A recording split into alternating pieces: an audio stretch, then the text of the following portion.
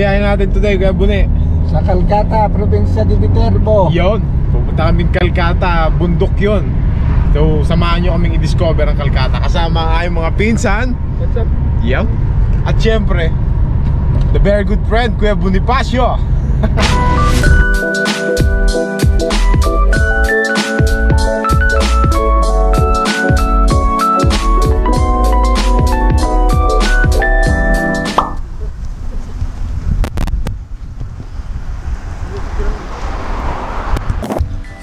So, nandito na ako kami sa taas ng bundok.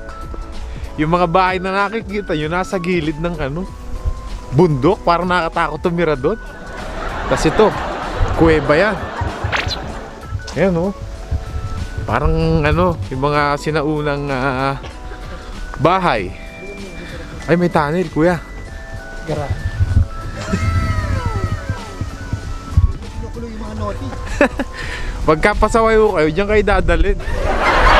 Kasama rin mo tayo mga vlogger, yan o. Hello mga kapwa vloggers. Yeah. At syempre si Kuya Bune. Pag nagsimula ng channel si Kuya Bune, syempre subscribe agad.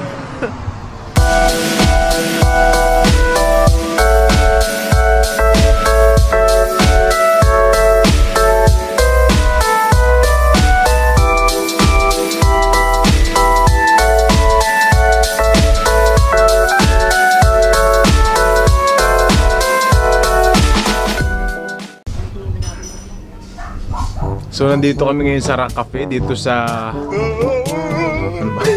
Calcata. Magkakape muna kami bago gumala. Siyempre kasama aking pinsan at Kuya Bune na nagdala sa amin dito.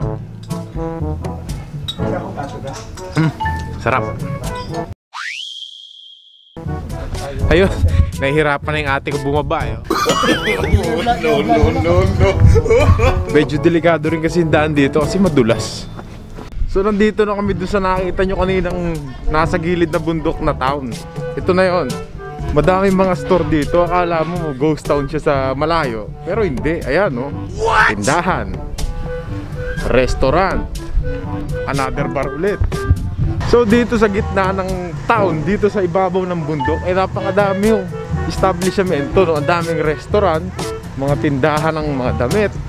Talagang parang nandito na rin yung lahat ng kailangan mo. Hindi mahirap maghanap. Hindi ko alam bakit napakadami restaurant dito sa maliit na bayan na to, no? Mahilig sigurong kumain yung mga tao dito.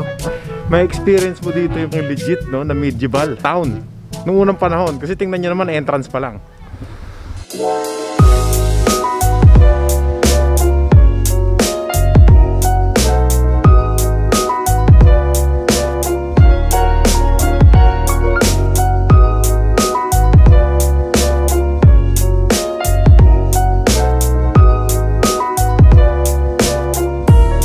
Welcome guys sa Calcata Church.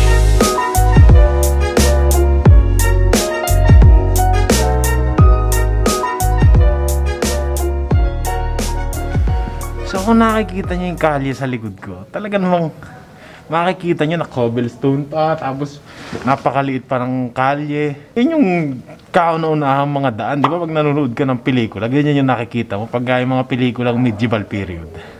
So busisiin pa nating maigi yung lugar na to, no? Kung ano pa yung makikita natin dito. Kasi wala naman akong alam about sa history dito. Samahan nyo na lang akong tingnan. Tara!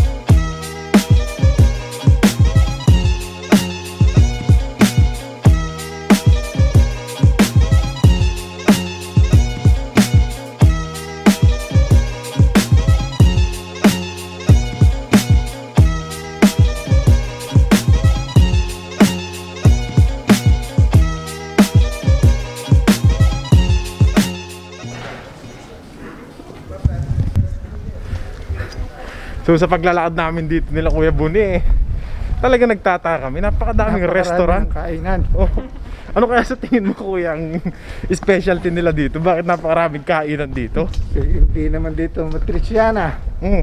Ano kayang specialty nila? Hindi natin alam. Hindi natin alam. hindi, Para hindi pa naman. masubukan natin. Oh, ay hindi pa kami makakain, sarado pa eh. Pupunta pa kami sa ibang lugar.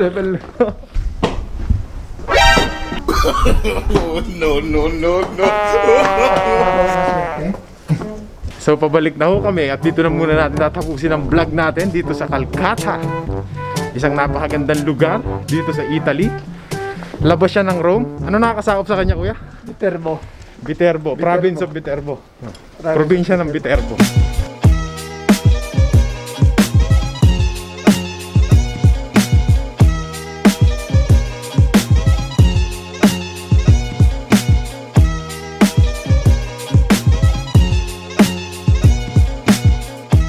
So babay na muna Calcutta. At na hindi namin nasubukan yung pangapagkain mo dahil sarado pa, masyadong maaga yung pagpunta namin dito. At di talaga namin mapagtanto bakit sobrang daming restaurant dito. Kukunti lang yung population dito, pero siguro dinadayo talaga ng mga tao yung Calcutta para sa pagkain. Kasi nakita nyo kaliwat kanan, mahigit 20 yung nakita ko restaurant dun sa loob. Yung dire-diretso sa mga dinadaanan natin. So sayang no, next time siguro subukan natin yung mga foods dito.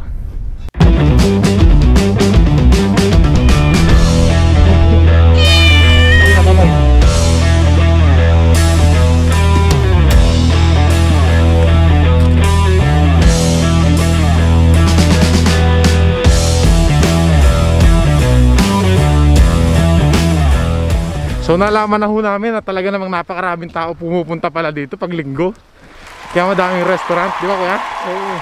Sunod-sunod na yung mga nakakasalubong namin ngayon pabalik kami. Magbubukas na yung mga restaurant dun eh. So ayun no, masabi ko lang